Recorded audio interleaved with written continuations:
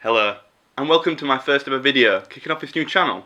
Essentially what I'm wanting to do on this channel is just talk about some of my favourite albums, and just kind of share my tangential opinion, for what it's worth, on these albums. So to start it off, I'm going to be talking about probably my favourite album of all time, Dark Side of the Moon by Pink Floyd. So let's just get right to it.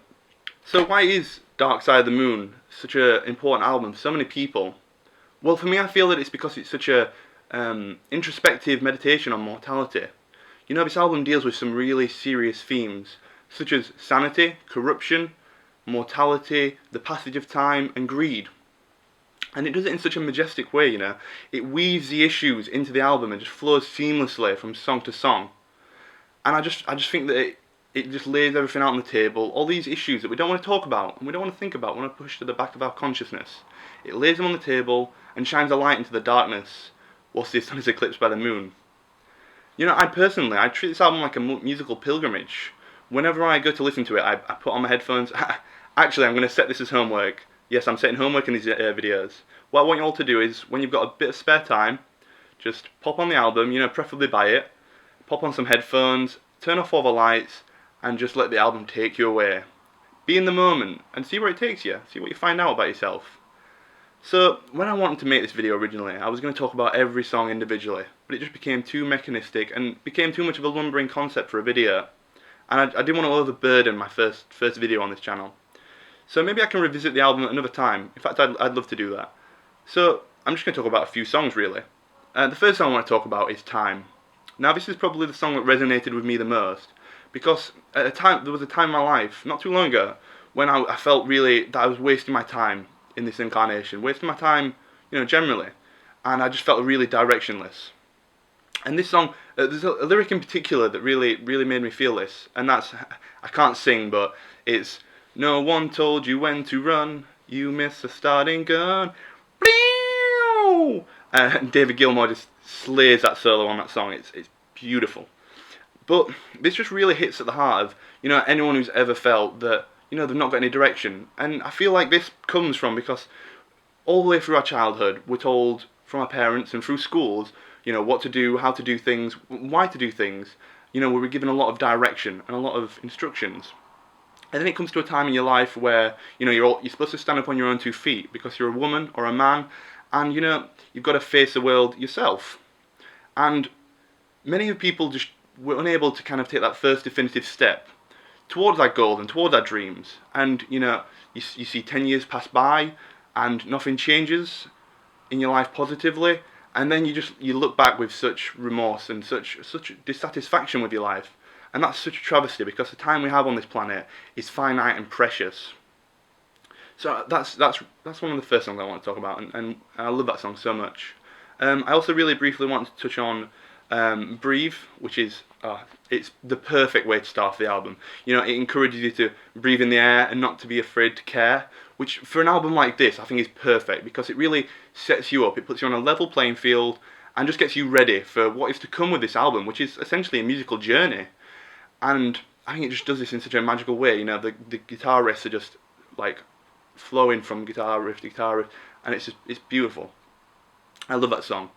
And the final song I want to touch on is, I just want to talk about the final song on the album, Eclipse.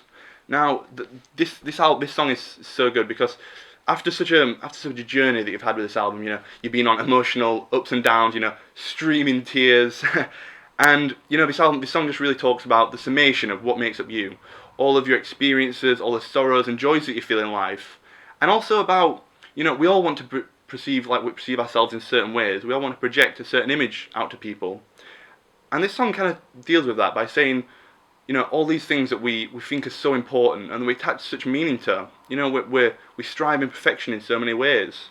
All of this really doesn't matter. You know, what should matter is just being in the moment, being in the experience, and living your life in a beautiful, happy way. And I think this song it might be a little bit of a long stretch, but I feel that it kind of links quite closely to the second noble truth in Buddhism, which is that all suffering comes from attachment. And that's kind of a paraphrase. If you want to know more about that concept, then check out Koi Fresco's channel. He's got a really good video. I think it's Buddhism for Beginners, part 2. So go and check that out if you'd like to know a little bit more about that. But it just kind of hits at the fact that, you know, our attachment to our identity is often to our folly, because we attach this meaning to, you know, I'm this kind of person, or I'm that kind of person, and our attachment to this is really a weakness. You should just be that. You know, if you want to be this kind of person, then just be that person. And I think that's why this song is perfect. You know, it comes to such a head and brings the album to such a well-rounded ending. You know, I feel like every time I listen to this album, I've listened to it 1,000 times, not literally, but every time I listen to it, I feel like I've learned something new, and that's just why I love music, and that's why I love this album. So I could keep going on, and honestly, I would love to, but I'm gonna have to wrap it up here for this video. So I just want to say thank you very much for being here for this video, and being in this moment with me through YouTube. And you know, I'm hoping to make a regular schedule with these videos. I hope to be back next week. The next album I'm planning on discussing, it's not set in stone, because I could change my mind in a second. I'm that kind of guy. But at the moment, I'm planning on reviewing Black Star by Mos Def and Talib Kweli. So look forward to that next video.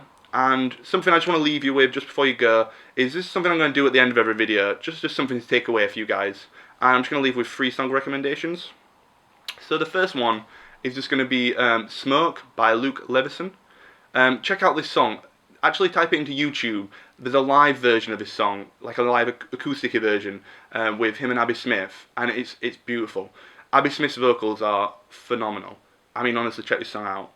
The next song I want to talk about, well, not talk about, but recommend to you guys, is White Shade of Pale by Protocol Homrid.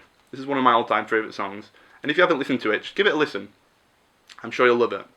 And the final song I just want to talk about, or well, again, not talk about, but leave you with, is Let It Happen by Tame Impala. It's off their newest album, Nags, and it's a fantastic song. Listen to the full version, not the radio edit, the full version, it's fantastic. So that's going to be it for this video.